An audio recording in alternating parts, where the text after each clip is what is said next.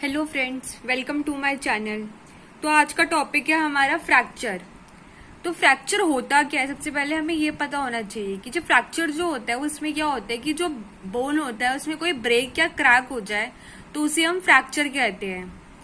जब बोन जो होता है हमारे टिश्यूज से मिलके बना होता है, तो जब टिश्यूज की कॉन्टिन्यूटी में कोई ब्रेक आ जाए तो उसको हम क्या कहते हैं, फ्रैक्चर। बोन फ्रैक्चर्स जो होते हैं वो किसी भी स्ट्रेस की वजह से या फोर्स, जो उसमें ज्यादा फोर्स लगता है तो उस वजह से हमारी जो बोन होती है वो ब्रेक हो जाती है, जिसको हम बोन फ्रैक्चर्स कहते हैं। अब नेक्स्ट है हमारा टाइप्स ऑफ फ्रैक्चर्स। तो टाइप्स ऑफ फ्रैक्चर्स बहुत होते हैं, लेकिन इसमें हमने कुछ बता रखे हैं टाइप्स ऑफ फ्रैक्चर में। तो सबसे पहले जो फ्रैक्चर है वो है कंपाउंड फ्रैक्चर, जिसे हम ओपन फ्रैक्चर भी बोलते हैं।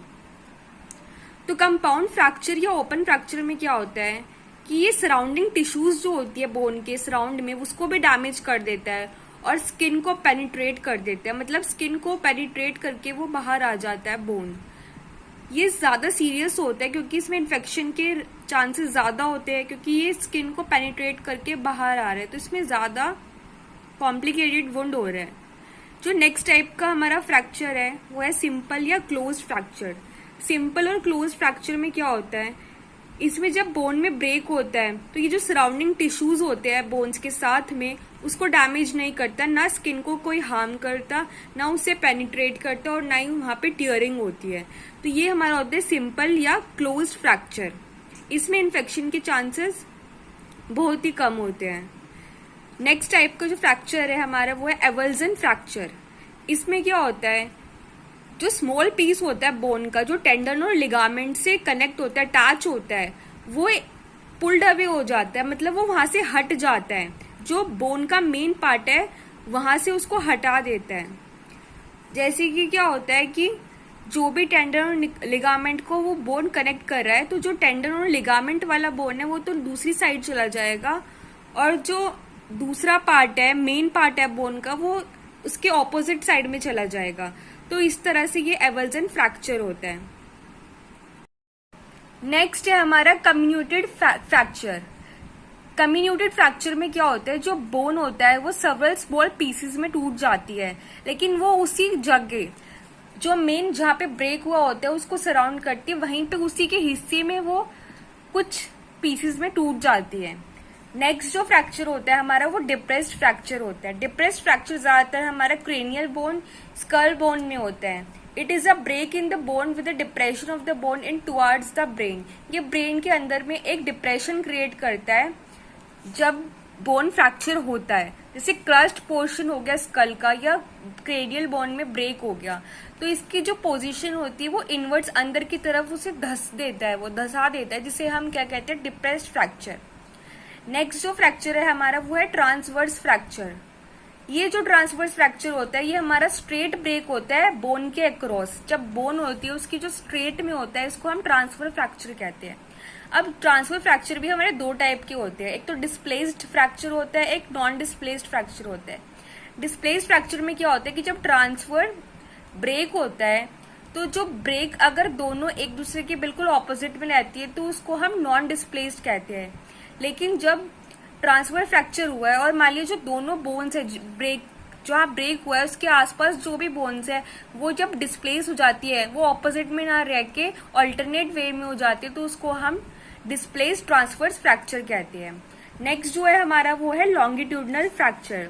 लॉन्गिट्यूडनल फ्रैक्चर में क्या होता है कि जो भी ब्रेक होता है बोन में या फ्रैक्चर होता है वो हमारी लेंथ ऑफ बोन के क्रॉस होता है, मतलब वो जो बोन होती है उसके हाफ जब हम करते हैं उसमें कोई फ्रैक्चर होता है तो उसको हम लॉन्गिट्यूडनल फ्रैक्चर कहते हैं, मतलब across the length of the bone. Next fracture जो होता है हमारा ऑब्लिक फ्रैक्चर होता है। इन टर्म से ही हमें पता चल रहा है कि किस टाइप का फ्रैक्चर है। तो ऑब्लिक फ्रैक्चर में क्या होता है कि जो भी ब्रेक होता है बोन में वो बोन्स की जो लॉन्ग एक्सिस होती है उसके ऑपोजिट होता है। मान लिया ब्रेक ऑब्लिक टिल्ट वे में हो गया, जब टेढ़े पोर्शन में होता है तो उसको हम ऑब्लिक फ्रैक्चर कहते हैं।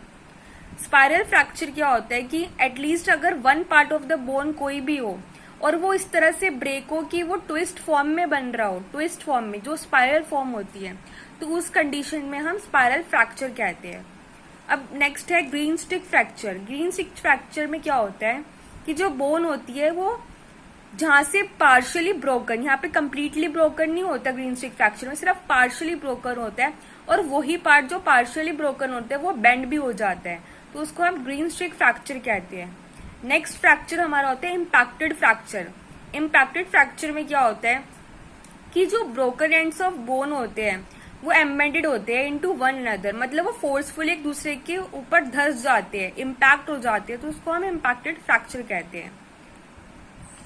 ये तो मैंने अभी पढ़ाया था कि टाइप्स ऑफ फ्रैक्चर क्या होते हैं, लेकिन ये अभी फर्स्ट एड में पढ़ाया था। अभी इसकी एक और नई वीडियो बनाऊंगी जिससे डिटेल में बताऊंगी कि टाइप्स ऑफ फ्रैक्चर होता क्या है, और उसमें फिगर्स में भी दिखाऊंगी डायग्राम बना के कि वो कैसे एक दूसरे से हम डिफरेंशिएट कर सकते हैं। तो अभी आपको फर्स्ट एड के लिए इतना पता होना चाहिए। अब नेक्स्ट है हमारा कि आइडेंटिफिकेशन क्या होती है फ्रैक्चर की, मतलब उसके साइन एंड सिम्टम्स क्या क्या होते हैं कि जब विक्टिम को फ्रैक्चर हो तो हम कैसे उसे आइडेंटिफाई कर सकते हैं। तो पहला जो है वो पेन है। पेन से हम कर सकते हैं, जब उसको दर्द होता है, स्वेलिंग होगी अफेक्टेड पार्ट में, वहां पे टेंडरनेस होगा, और जैसे हम यूजुअली किसी भी बॉडी पार्ट को मूव कर सकते हैं, लेकिन अफेक्टेड बॉडी पार्ट जो होगा वो नहीं ढंग से मूव कर पाएगा, तो इनेबल होगा वो move a part of your body. Skin का डिसकलरेशन होगा उस जगह, डिफॉर्मिटी हो जाएगी फ्रैक्चर साइड पे, और जैसे वहां पे कोई ब्रेक हो रहा है बोन का तो ऑब्वियसली क्या है कि जो लिम्ब का लेंथ होगी वो शॉर्ट हो जाएगी, शॉक की प्रॉब्लम आएगी, जिसकी वजह से प्रॉपर उसको ऑक्सीजन और ब्लड की सप्लाई पूरी बॉडी में नहीं जा पाएगी। कॉजेज क्या क्या होते हैं फ्रैक्चर के, तो कॉजेज में हम पढ़ेंगे कि कार एक्सीडेंट्स की वजह से फ्रैक्चर होते हैं, हमें पता है ये हमारे डे टू डे लाइफ में बहुत ज्यादा होते हैं, और स्पोर्ट इंजरीज में होता है जब बहुत ज्यादा फ्रैक्चर्स होने की रहती है, फॉल्स जब हो जाते हैं, जब किसी हाइट से कोई गिर जाए, तो रनिंग जब होती है उस टाइम पे बहुत ज्यादा फ्रैक्चर्स होने के चांसेस रहते हैं। तो ये सारे कॉजेज होते हैं फ्रैक्चर के। नेक्स्ट टॉपिक है हमारा वो है फर्स्ट एड क्या क्या प्रोवाइड करते हैं हम क्लोज फ्रैक्चर में। तो सबसे पहले हमें क्लोज फ्रैक्चर में क्या करना होता है कि हमें इंजर्ड पार्ट को सपोर्ट करना होता है। हम उसको पैडिंग, क्लीन पैड से उसको सपोर्ट देते हैं, कवर करते हैं, और हम विक्टिम को स्टिल रखते हैं कि वो ज्यादा मूव ना करे और अपने अफेक्टेड पार्ट को ज्यादा मूव ना करवाए। Do not allow the victim to eat and drink as emergency reduction is required. तो कभी भी विक्टिम को हमें अलाउ नहीं करना उस टाइम पे कि कुछ खाए या वो पिए, क्योंकि उस टाइम पे इमरजेंसी रिडक्शन बहुत जरूरी होता है, क्योंकि हमें पता नहीं है कि पेशेंट के क्या कंडीशन है, किस अकॉर्डिंग उसे हमें ट्रीट करना है। हम अगर उसे शॉक हो रहा है तो हमें जल्द से जल्द उसका ट्रीटमेंट देना है उसे, जैसे हम लेग्स को रेज कर सकते हैं, एलिवेट कर सकते हैं उसे, जिससे प्रॉपर सर्कुलेशन हो सके above the level of heart जाके। बट हमें कभी भी इंजर्ड लिम्ब को नहीं रेज करना, या उसका अफेक्टेड पार्ट कोई फ्रैक्चर है उसे कभी भी हमें एलिवेट नहीं करना, क्योंकि उसका जो पेन होगा और बढ़ जाएगा। हमें जल्दी से जल्दी ट्रांसपोर्टेशन का अरेंज करना है, जिसकी वजह से उसे हम हॉस्पिटल तक पहुंचा सके। अब ऊपर जो पढ़े थे हमने वो फर्स्ट एड क्लोज फ्रैक्चर में था। अब first aid in open fracture में क्या क्या दे सकते हैं हम, तो हमें सबसे पहले ग्लव्स पहनने चाहिए, क्योंकि ओपन फ्रैक्चर हमने पढ़ा था अभी कि ये क्या होता है कंपाउंड फ्रैक्चर,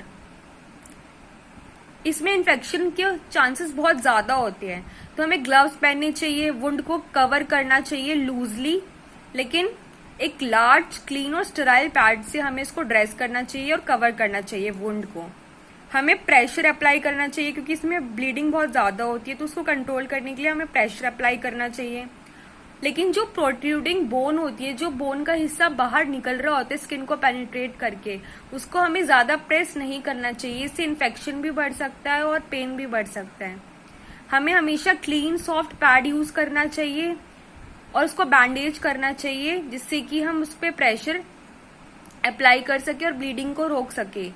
लेकिन हमें क्लीन सॉफ्ट पैड यूज करना चाहिए जिससे इन्फेक्शन ना हो सके, और ज्यादा भी प्रेशर नहीं लगाना हमें वहां पे, इतना प्रेशर लगाना है कि अफेक्टेड पार्ट को वहां पे कोई पेन ज्यादा ना बढ़े, और जो वो है वुंड वो इन्फेक्शन से प्रिवेंट भी हो जाए। हमें वाइटल साइंस जो होते हैं मॉनिटर करने चाहिए रेगुलरली, और उसको रिकॉर्ड करना चाहिए। हमें इंजर्ड पार्ट को इमोबिलाइज करना चाहिए। इमोबिलाइज हम इसलिए करते हैं जिससे कि वो ज्यादा मूव ना हो सके। Arrange for transportation of the victim to the hospital, हमें फटाफट ट्रांसपोर्टेशन का अरेंज करना चाहिए जिससे उसको मेडिकल सर्विस जल्दी से जल्दी प्रोवाइड हो सके और उसका ट्रीटमेंट स्टार्ट हो सके। तो आज का टॉपिक फर्स्ट एड था। Fracture, types of fracture, first aid in close fracture पढ़ा हमने और first aid in open fracture पढ़ा। जो नेक्स्ट टॉपिक है वो हमारा डिसलोकेशन होगा। अगर आपको मेरी वीडियो पसंद आए तो प्लीज इस वीडियो को लाइक करें और मेरे चैनल को सब्सक्राइब करें और बेल आइकन को प्रेस करें जिससे आपको ज्यादा से ज्यादा नोटिफिकेशन आते रहे। Thank you for watching my video.